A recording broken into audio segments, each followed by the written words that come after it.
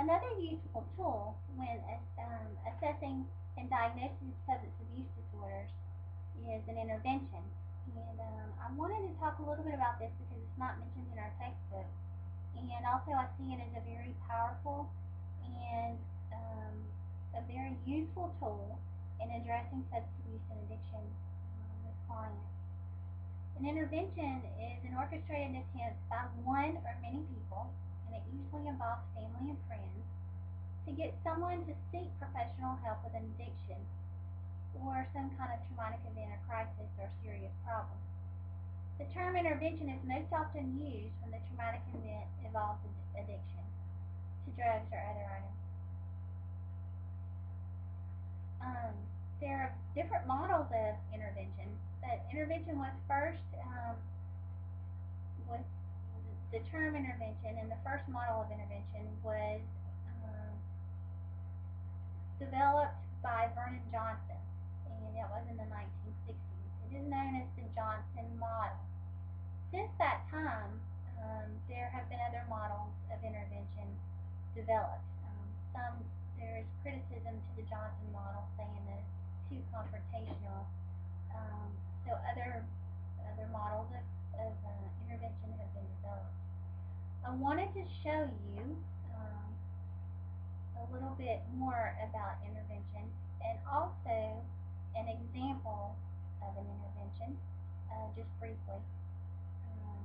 I know that intervention is a powerful, and actually an intervention was done in my family when I was young, and it made a powerful difference in the lives of my parents and my family as well.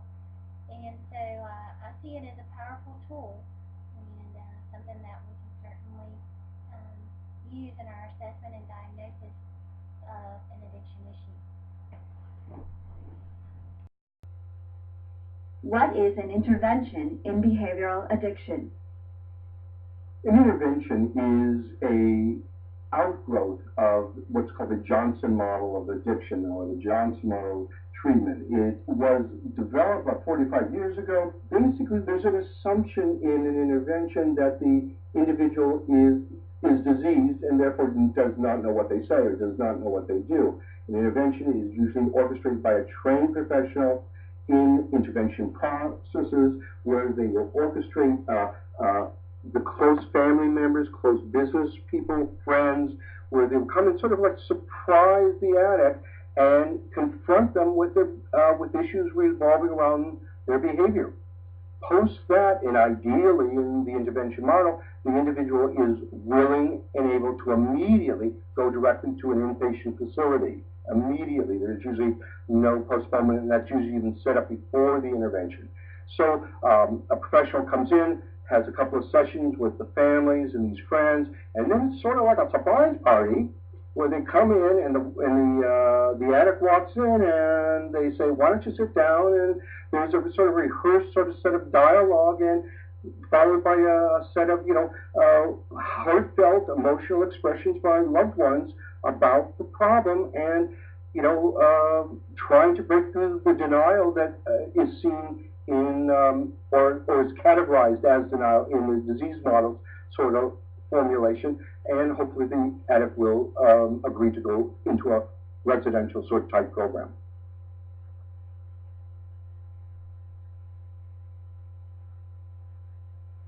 Okay, so that's a little bit about what intervention is in the Johnson model and how it was developed. I also wanted to show you an example of an intervention. Just a brief example.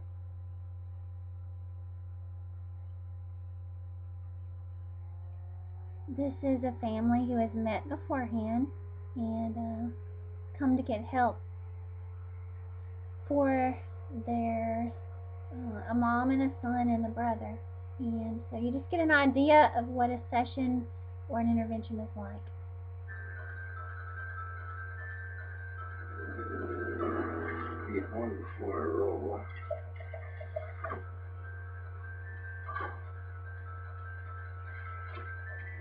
I think we should go bowling.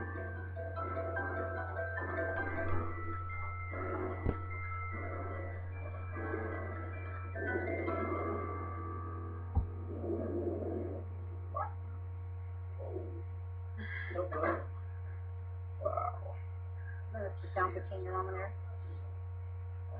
Hi. There was something else. Well, I just wanted to tell you how much joy it's been for me and your family. So, there's people that love you and want to tell you what's been going on. Yeah. Ryan, we have all come together because we love you and want you to have a new start at life. It is not all right for me to keep enabling you and your constant need for me. Our relationship will change because I will no longer put your needs in front of mine.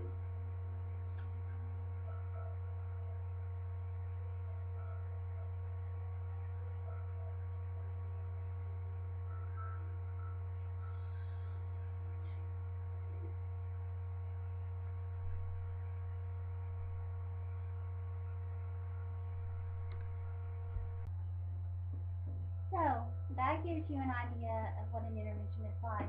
Now, before that session took place, Ryan's family had actually met with the therapist and kind of planned out the session. And everyone discussed who would speak and what they would say. But an intervention is not an attack on a person. It has to be done with a lot of love and care and concern for the family member or friend. You can involve family member or friends, anyone who's significant in that person's life. Could even be possibly a boss or a coworker. But the therapist, will help you determine who is appropriate to invite to the intervention.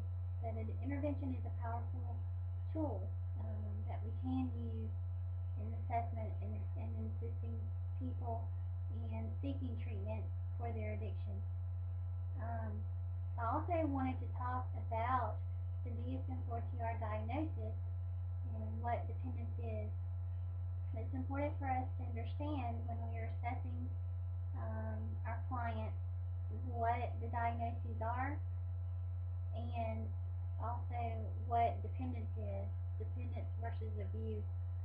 Um, so dependence is characterized by a maladaptive pattern of substance abuse. This is taken from the DSM-4TR. Dependence is characterized by a maladaptive pattern of substance use, leading to clinically significant impairment or distress, as manifested by 3 or more of the following, occurring at any time in the same 12-month period. 1. Tolerance, that's needing to consume increasing amounts in order to get the same effect. You have to use more drugs to get the same effect. You have to drink more alcohol to get high to get the same effect. So that's tolerance. Also, there's withdrawal, and that's experienced as a maladaptive behavior accompanied by physiological and cognitive manifestations due to a reduction in consumption, which cause significant distress or the continued use of a substance to avoid or relieve oneself from the withdrawal. So withdrawal is when you have a physical dependence and you have symptoms when you are not drinking or using the drugs. You actually have physical symptoms, physiological symptoms. Then the third is using more of a substance. If you find yourself that you're using more than you used to use, drinking more than you used to drink. Number 4 is a desire and or attempt to cut down or quit without success. If you've noticed that you're drinking more, the client has noticed that they're drinking more, using more drugs, and they decide that they want to stop, but they haven't been able to do that, that's what that's referring to. And number 5 is the exertion of time and effort to obtain, use, or recover from the use of substance. How much time do you spend drinking or using drugs? How much time do you spend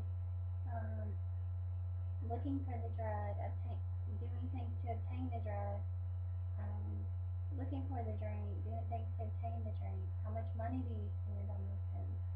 And number 6 is social work or recreational consequences directly related to substance use.